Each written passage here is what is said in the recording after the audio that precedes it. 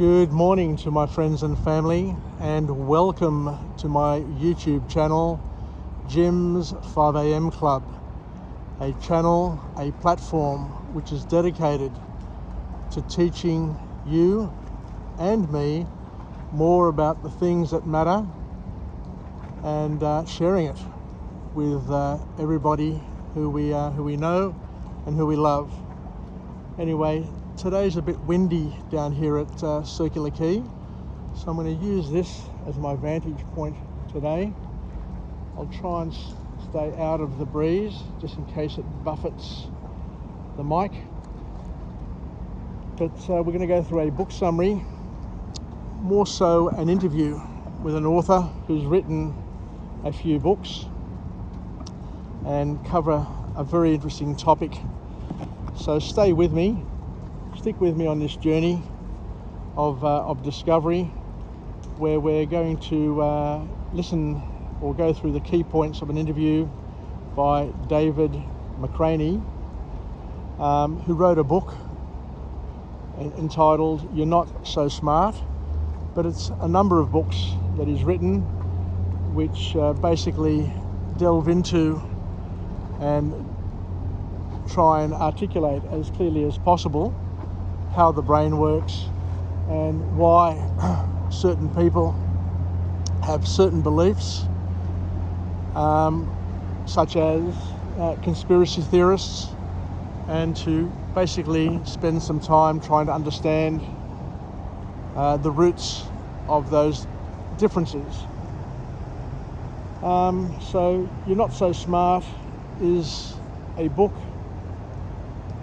which is basically trying to understand why people argue on social media and the biases that bias our views.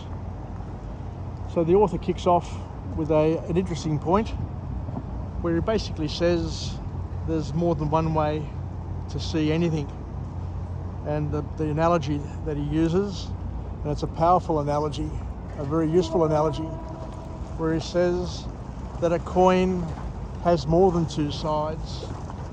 It's got the heads, it's got the tails, but it's also got the edge which sits between heads and tails. And each of that, wherever you look at that edge, you can look at it from different perspectives, and there could be multiple ways of seeing the other perspectives. So there's no right, there's no wrong. There's different views that we all have, and those views are wide and varied. And as we said, it all depends on your perspective. It all depends on how you grew up and where you come from. So let me just get a position over here. It's still a bit breezy, but I'll do my best to deliver today's vlog out of the elements as best I can. So we've all had discussions over time with conspiracy theorists, with anti-vaxxers, with freedom wankers. There's a whole host of communities out there, and you often wonder where a lot of their views come from and how they get perpetuated and supported. And what the author here says is it's more about attitude than belief. It's a way of seeing the world, but it's an attitude. So people tend to have strong beliefs because they've started off with a particular attitude to how they see the world. And you can tell that amongst certain communities, that once somebody all of a sudden changes their belief, they are immediately excommunicated. So it's about holding a particular attitude, continuing that particular attitude, else the consequence is that you're no longer welcomed in a particular group. And we see this all the time. There are people around us, there are communities who share particular particular beliefs, and they hold on to those beliefs, and as soon as you cross them, then you're identified as a threat and quickly cancelled. So the thing that unites these communities is not necessarily their beliefs, as this author says, but more so their attitude, because the attitude develops the belief and reinforces the belief, and it's a particular type of community that brings together, that basically draws together people of similar attitudes, which then become people of like-mindedness. So where do our attitudes come from? That's a whole different topic altogether. But certain people tend to see things the same way because they've got similar sort of attitudes. They've got similar sort of issues. They've grown up in similar sort of families, suffering similar sort of challenges, which of course have developed these similar sort of attitudes. And so the author then takes us a little bit further into this whole debate and this whole question. And he uses a wonderful example, a wonderful analogy. And I guess we've all seen this analogy. And it's an example where on the internet they presented a dress and they asked people what colour it was. And tremendous arguments were generated across a number of platforms, and people would be ripping into each other. Some saw the dress as yellow, others saw the dress as blue or a dark purple, and others saw the colour completely different altogether. So the author says, how can this be? How can you have people seeing the same thing or looking at the same thing and seeing something completely different? What is it about us that brings about these dramatic, offensive changes? And the author says that the differences that we see are differences that are created in our own minds, in our own brains. So depending on our priors, this is an important point that the author makes, that we all have priors. We all have things that have influenced the way we see things, the way we react to things, and the way we respond to things. And with this particular example of the yellow or blue dress, what happens is that if you've been exposed to a lot of sunlight, you will see the dress in a different colour to a person who has spent most of their time in artificial light. Because the author is saying is that from a scientific perspective, if you've spent a lot of time in sunlight, then your brain, your senses will overcompensate and subtract a colour. And I'm not sure if this is right or wrong. I may have got it round the wrong way. But if you've spent most time in sunlight, it will subtract the colour blue. Or if you spent most of your time in artificial light, it will subtract the colour yellow. Once again, that could be right, it could be the other way around. But what we're saying is the key point coming from this book here, from this author, is that your brain, your senses will overcompensate depending on the environment that you've spent most of your time in. So what we're saying is that your brain will do something which will change what it sees. It'll change what it perceives based on certain things that have happened along the way, which is really interesting. And for that reason, and that reason only, certain people will see it as blue, certain people will see it as yellow, and other people may see it as something different, depending on their priors. So what we've learnt from this example here is that people will argue blue in the face, saying that it's blue, saying it's yellow, saying that the other party is crazy, is mad, is colourblind. But what the author here is saying is that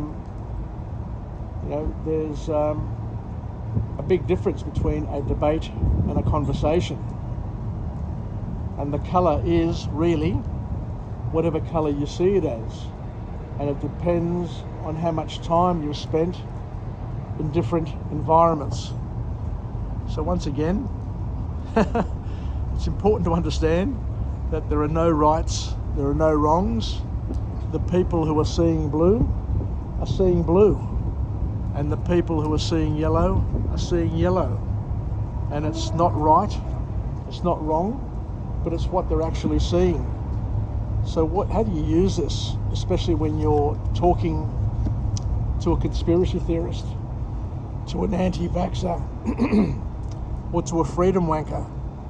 Because at the end of the day, their attitude is shaping and colouring their beliefs, their background, their anxieties, the challenges that they've faced throughout their lives, the suffering, the pain that they've experienced will make them see the world in a different hue of colour, in a different spectrum of the rainbow.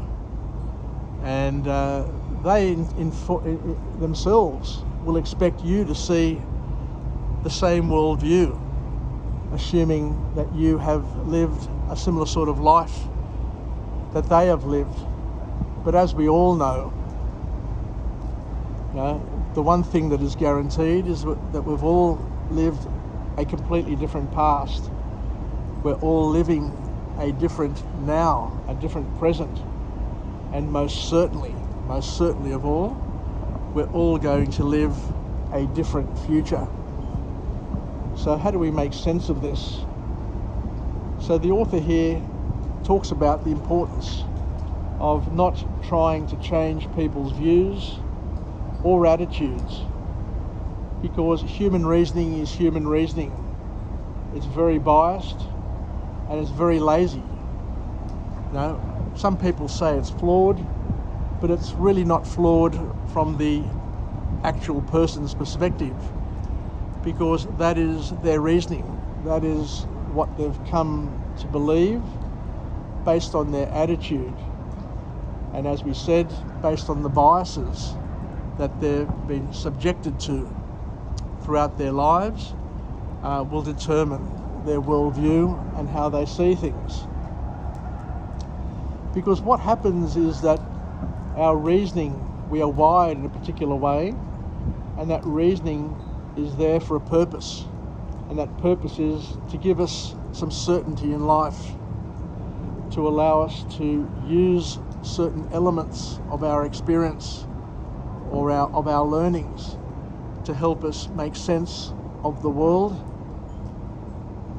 and it helps us survive and to be inducted into and to be a member of a particular community.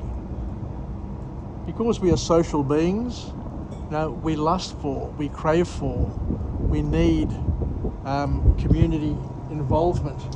We need to be attached to a group, to a community, to a family. And in order to ensure and the continued membership within a particular group, then you need to have similar sort of attitudes and similar sort of beliefs, even if those beliefs are completely wrong, are factually wrong. The fact remains that our need to be social and communal is more important than being right and being factual. So the author says here that our reasoning comes from our perspective, and it supports our comfort zone, and hence why human reasoning is very biased, because it allows us to stay connected with a particular group, a family, a work group. I remember working for a top-tier legal firm, who were very much into same-sex marriage. And anybody who had a view that was contrary to same-sex marriage was very much made to feel uncomfortable. And you kept your views to yourself, because if anybody found out that you had a view contrary to their particular attitudes, then you were quickly rounded up and moved on and out of the business.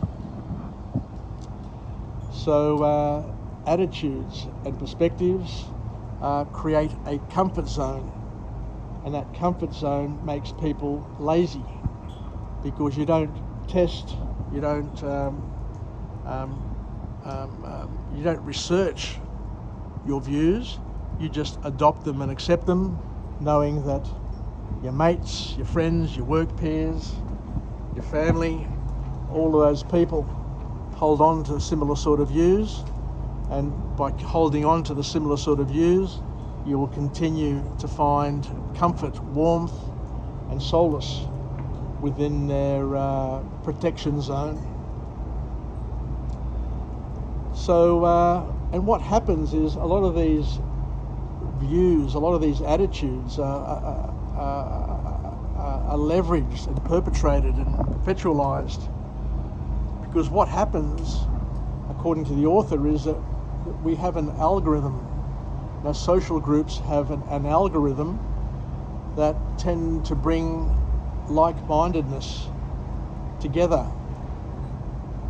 And what this like-mindedness has and does, even if it's right, even if it's wrong, is that it socializes and it validates the particular attitudes, because it complements and supplements the existing attitudes and makes them right in the view of the people within that particular group and that social circle.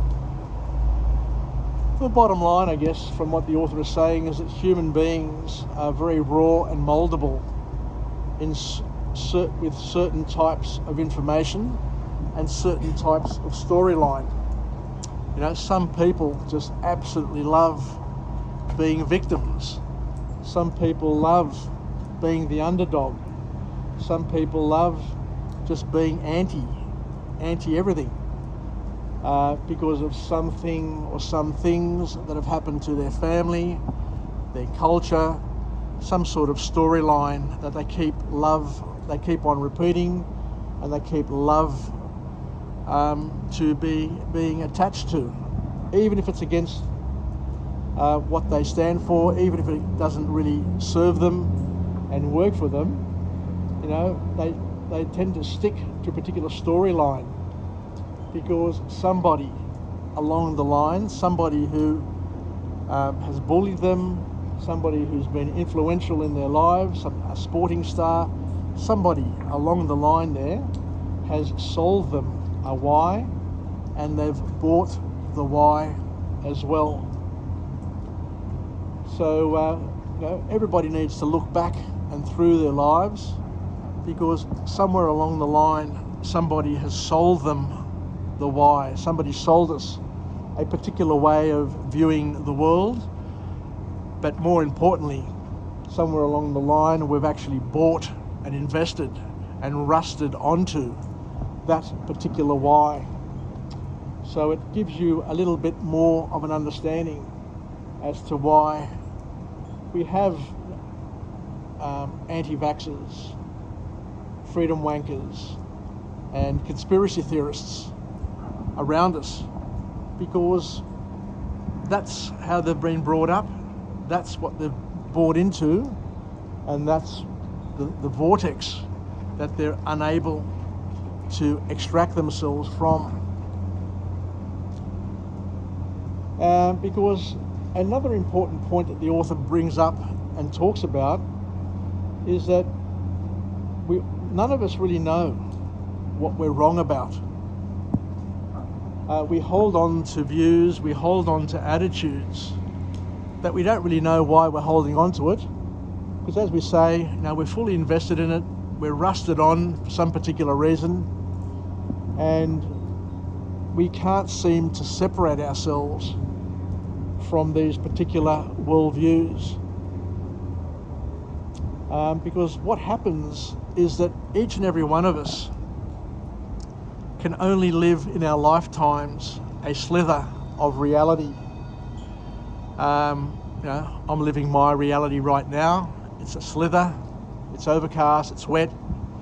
It's the first day of autumn. Welcome to autumn. And my slithers of reality may be different to other people's slithers of reality, but what we try and do is we try and align the slithers that we have to, validate the reality that we may be facing. But this is what happens when you get anti-vaxxers and freedom wankers and conspiracy theorists together, especially online with the internet or in groups or parties or friendships. What happens is that they continue to infect each other with the same slithers of reality. And they don't know that they're wrong. Of course, they think that they're right. And facts are no longer important because they just keep on supporting their view of the world and how they see the world. Because what we're living in now is not necessarily a post-truth world. We're living in a post-trust world where we don't know who to trust, what information to trust, and with artificial intelligence, with social media, with videos, with fake doctors and all of these things, there's a lot of information that is being, which bombards us. And we can't tell what is real, what is true, and what we can trust.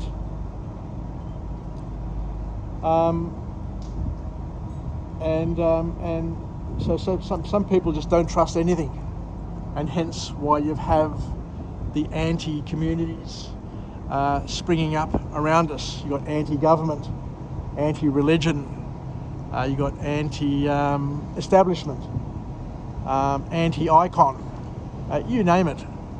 There are so many groups now that have come into the surface that are so powerful with their views that you just can't reason with them because their perception is their reality.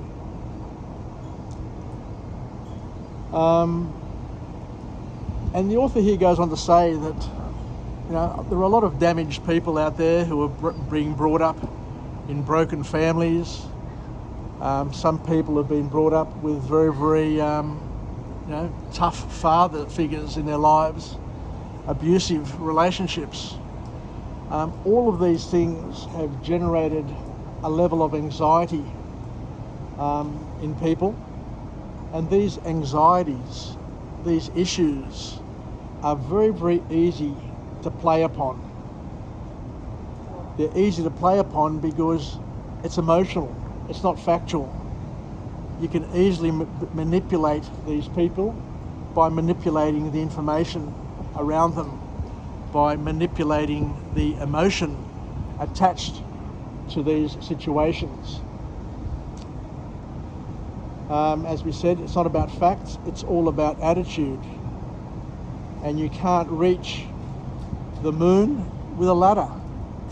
You can't reach these people with logic, just like you can't reach the moon with a ladder, but you can reach the moon with a space rocket, with the right technology.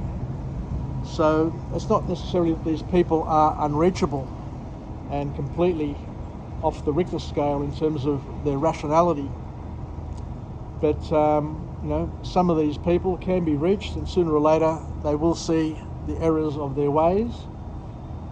But you need to get to them with the right tool, or more importantly, they need to get to themselves with the right tools and the right information. Because the author infers here that they have deep issues which are deeply complex and complicated. Not only complex, but they are complicated as well. And it's based on the environment, the families, the communities that they've brought up in.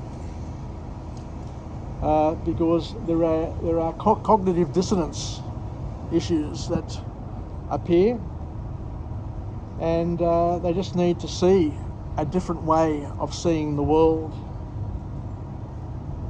And by congregating in their niche communities is not really going to help them, according to this author, because what they're doing is they're basically just reinforcing the confirmation biases that they have been infected with. So thank you very much for joining me on this episode of Jim's 5am Club. I do welcome you to my vlog channel, my YouTube channel, and hope that I can come to you again from a different place with a different message of empowerment, where we can incorporate OPE into our lives, where we can live, learn and pass it on, and basically learn what makes us tick and learn what makes other people tick by not only using our own experiences, by welcoming and incorporating other people's experiences, so we can identify and appreciate where we have similar views, but also understand that there are times where we're going to have vastly different views about different topics. And as we said, some people see the dress as yellow, others see it as blue, others see it as other colours. We're not right, we're not wrong. It's just that we've got different priors, and our brain overcompensates to assist us, or in some ways to unassist us, to cause us to see vast differences in things that should be similar to all of us. But as we said, people come with different attitudes based on their priors, and those different attitudes will cause differences in the way they see the world and cause them to argue about things. Anyway, it's starting to rain. I need to head off to work now, and we'll chat again. Bye for now from Jim's 5am Club. Cheers. Yassas.